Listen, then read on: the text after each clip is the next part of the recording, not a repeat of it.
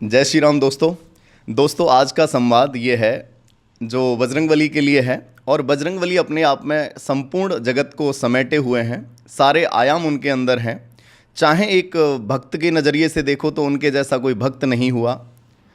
अगर बल की बात करें, ताकत की बात करें तो उनकी बराबर पावर किसी में नहीं है। दूसरा, अगर एक ईश्वर के नाम पर देखें, हम जिस तरह से प्रार्थना करते हैं तो आपने हनुमान चालीसा पढ़ी होगी कि और देवता चित्त न धरई, हनुमत से ही सर्व सुख करें।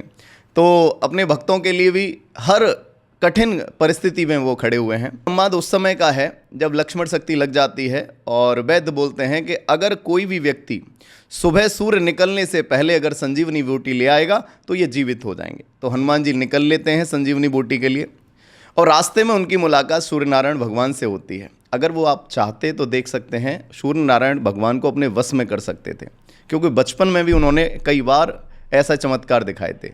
लेकिन फिर भी इसके बावजूद भी सूर्य नारायण से कैसी विनती कर रहे हैं आप सुनिएगा कि हे सूरज इतना याद रहे, संकट एक सूरज वंश पर है।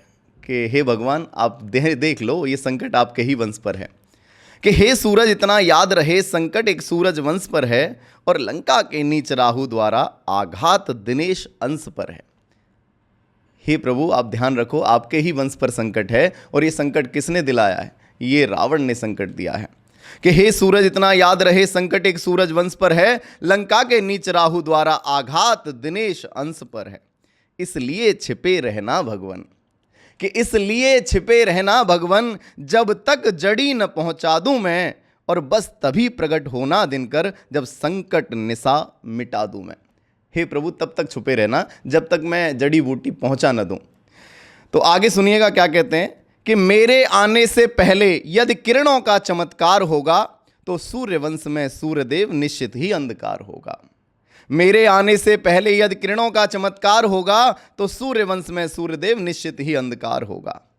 और लास्ट में विनती करते हुए क्या बता रहे हैं, देखिएगा उन चीज़ों को कि आशा है स्वप्न प्रार्थना ये सच्चे जी स्वीकारोगे।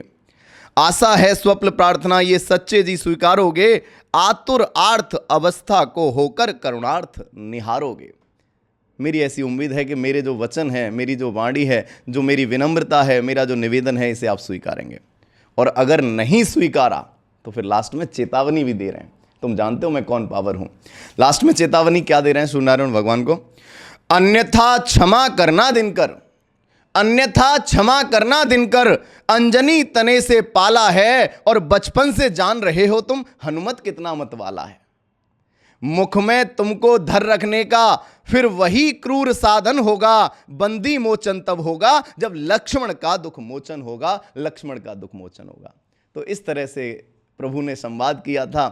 तो ऐसी पावर, ऐसे भक्त और ऐसे भगवान को मेरा नमन है। तो आप भी बताना कैसी संवाद था उनका सभी लोग। तो जय हिंद, जय श्री राम।